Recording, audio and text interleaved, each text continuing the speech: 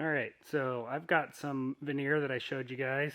It's about 11 feet long and 13-14 inches wide. And what I needed to do was take this veneer, which is paper thin, and book match these so that I can seam them together, because right now it still has the wavy natural edge.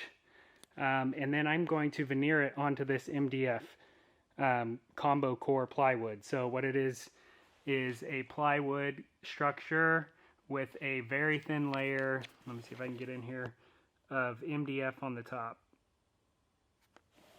So that thing is 24 inches wide. I'm going to cut my veneer right in the middle, seam it, and then veneer this entire 12-foot piece. So that'll be quite interesting.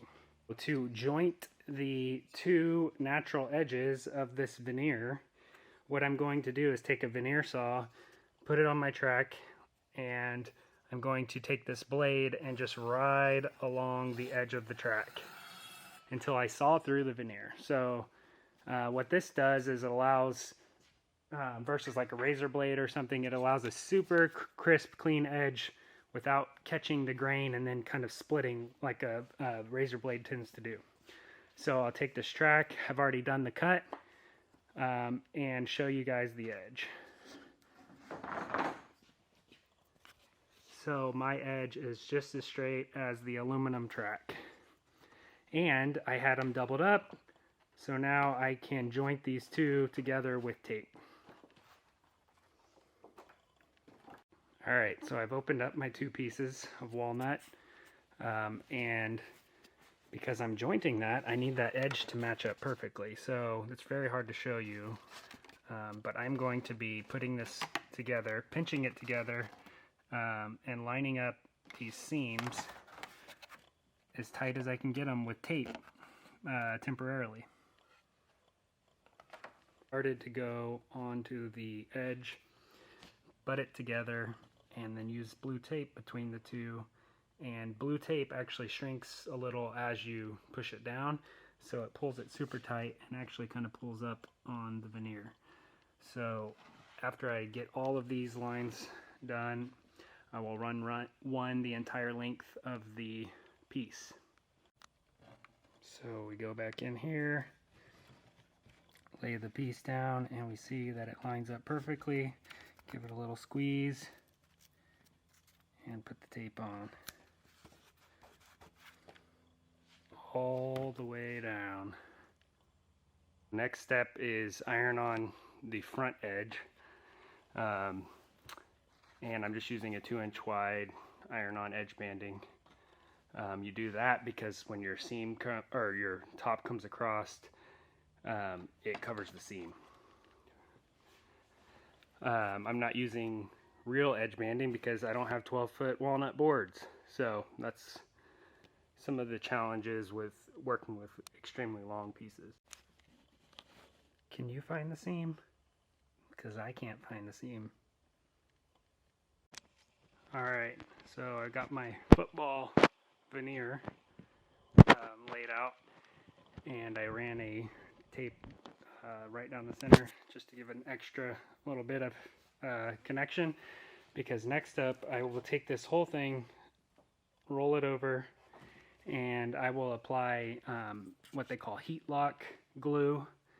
Heatlock glue is something that you put on both sides, so I'll put it on the veneer and on the substrate, and once they both dry, I flip it over so that both surfaces are mating, and I run an iron over the entire thing. So the iron produces the heat, and it becomes kind of like a glue-on edge banding with the iron, same concept. Alright, so the next step is to put this Heatlock glue, which is like an iron-on edge banding. So I'm going to put it on the veneer, put it on the MDF, they dry, then we flip them together and iron it. So this is the process. I just take my veneer roller, load it up with glue, and go to town.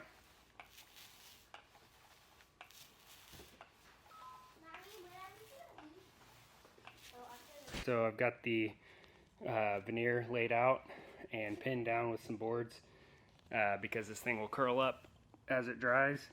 But we wait for it to dry, do the MDF, same thing, and once they dry, we put them together and iron them.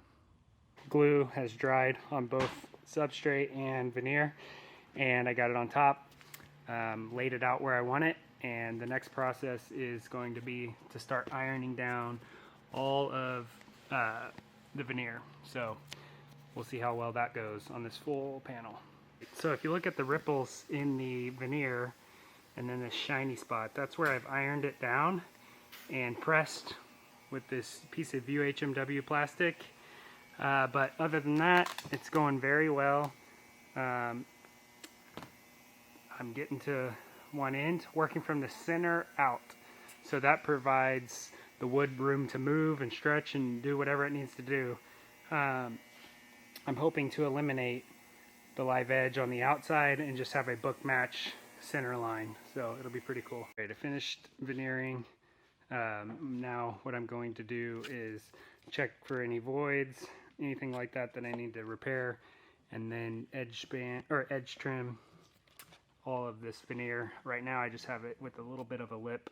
I'm going to take that off and hopefully it stays nice and clean. And then a couple spots where my seam kind of pulled apart, I'm going to try and fill those in with some spliced in live edge portion of the veneer. I am running this edge cutter to trim the veneer. It's kind of the process, but essentially gets it clean all the way there. So that on the full length. So I've got the veneer trimmed with the edge flush. I need to sand it all. I've taken my Timbermate wood filler and just kind of gone on any of the cracks or voids in the wood and just kind of filled them in. So down my seam on my sap wood, filled that in. I am going to let that dry for just a little bit more and then start sanding, and we'll see the finished product. So I roughly sanded the panel and everything cleaned up well. Looks like we survived filling in all the cracks and everything.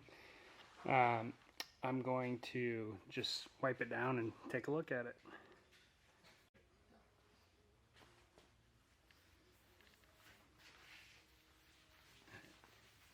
It might just soak it up, I don't know. No, that veneer's gonna take a bunch of it. Yeah, it seems like it is. At least until the rag gets soaked or something. Smell it.